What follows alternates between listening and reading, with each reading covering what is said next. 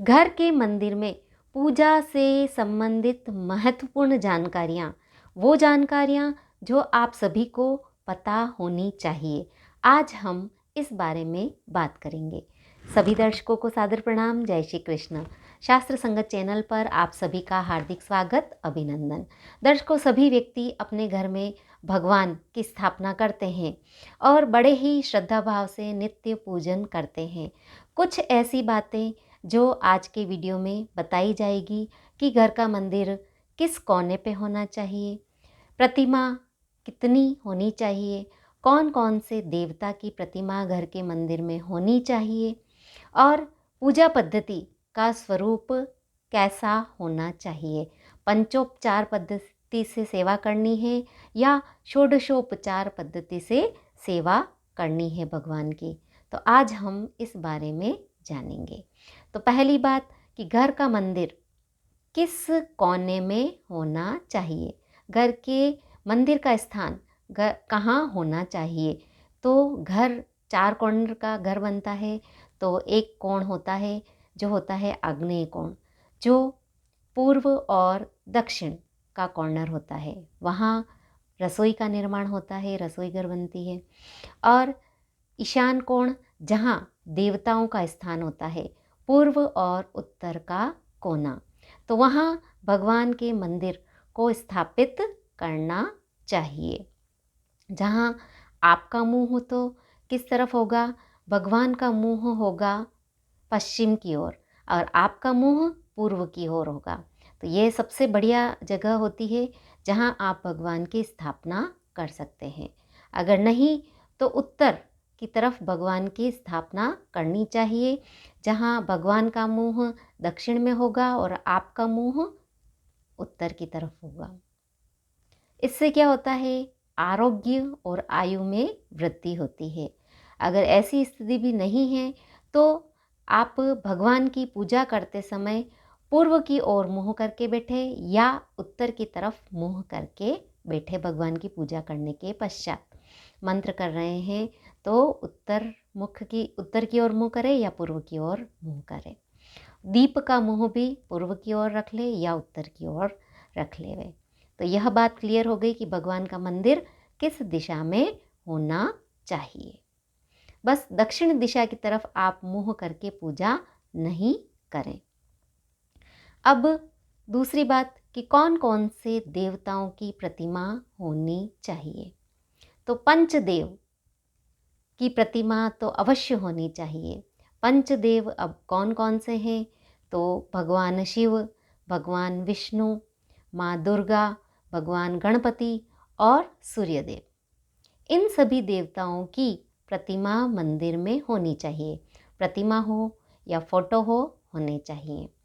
तो इनकी पूजा नित्य करनी चाहिए। तो पंचदेव हो गए। उसके बाद कौन? सूर्यदेव, भगवान गणपति, माँ दुर्गा, भगवान शिव और भगवान विष्णु। इसके बाद आप अपने इष्ट देव की मूर्ति भी वहाँ स्थापित कर सकते हैं। आपके कुल देवता, आपकी कुल देवी हैं तो उनकी भी मूर्ति वहाँ स्थापित कर सकते हैं, उनकी फ़ोटो भी लगा सकते हैं। अब आगे बात करेंगे कि अगर आप मूर्ति बनवा रहे हैं तो मूर्ति कितनी बड़ी होनी चाहिए, तो और कितनी कम से कम कितनी छोटी और बड़ी, दोनों का बताऊंगी। तो 3 इंच तक की मूर्ति होनी चाहिए या अंगूठे से छोटी मूर्ति नहीं होनी चाहिए और 6 इंच से बड़ी मूर्ति नहीं होनी चाहिए। इस बात का ध्यान रखना है। तो संख्या कितनी होनी चाहिए? जैसे आपके घर में गणपति है तो एक गणपति की मूर्ति होनी चाहिए। एक जैसे जो भी भगवान है, शालिग्राम भगवान है तो उनकी भी एक मूर्ति होनी चाहिए। शिवलिंग है तो एक शिवलिंग होना चाहिए। तो इस तरह एक एक की संख्या में मूर्ति होनी चाहिए। अब शालिग्राम 2 की संख्या में नहीं होने चाहिए, या तो 4 होने चाहिए या 6 होने चाहिए, सम संख्या में होने चाहिए। एक हो तो सर्वश्रेष्ठ है, तो एक एक मूर्ति होनी चाहिए। अब हम बात करेंगे प्रतिमा किस प्रकार की हो, फोटो किस प्रकार का होना चाहिए। तो घर में अगर आपका मंदिर है तो भगवान की प्रतिमा खंडित नहीं होनी चाहिए। खंडित अगर मूर्ति है तो उसे विसर्जित कर दिया जाना चाहिए। भगवान शालिग्राम और शिवलिंग खंडित नहीं होते हैं, बाकी अगर मूर्तियाँ खंडित है तो वे नहीं होनी चाहिए, उनका विसर्जन हो जाना चाहिए। अगर फ़ोटो है भगवान की तो फ़ोटो भी स्पष्ट होना चाहिए, फ़ोटो का मुख भी दिखता होना चाहिए। अगर ऐसा नहीं है तो नया भगवान का फ़ोटो लाइए और पुनः स्थापित कीजिए।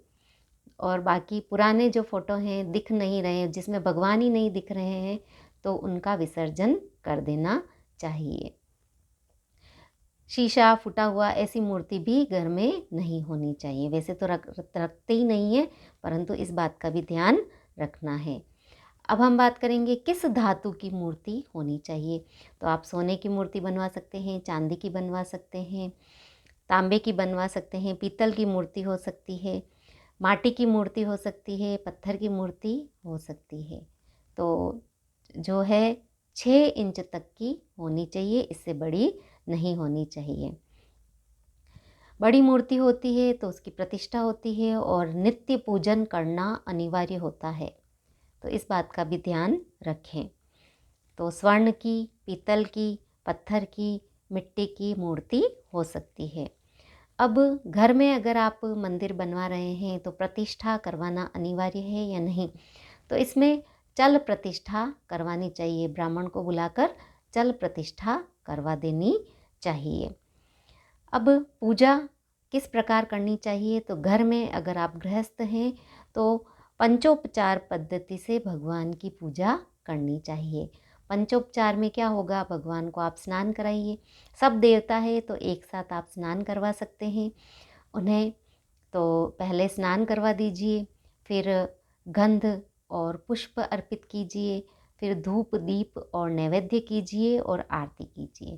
तो इस तरह पंचोपचार पद्धति से पूजा कर सकते हैं। बाकी षोडोपचार पूजा जो होती है, षोडशोपचार पूजा पद्धति में क्या होता है कि उसमें बड़ी लंबी प्रक्रिया होती है।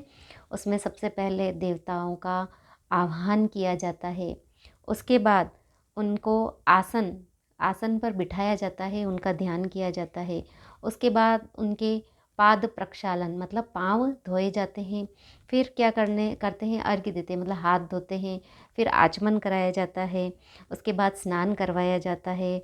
फिर भगवान को, देवताओं को वस्त्र अर्पित करते हैं, फिर जनेऊ उपवस्त्र अर्पित करते हैं, फिर चंदन, पुष्प, धूप, दीप, नैवेद्य, पान, तांबुल जिसे कहते हैं वह अर्पित करते हैं, आरती करते हैं, परिक्रमा करते हैं और फिर भगवान को नमन करते हैं, फिर परिक्रमा करते हैं। तो इस तरह यह पद्धति है। यह घर में श्रद्धा हो तो करो, बाकी पंचोपचार पद्धति से भगवान की पूजा करनी चाहिए।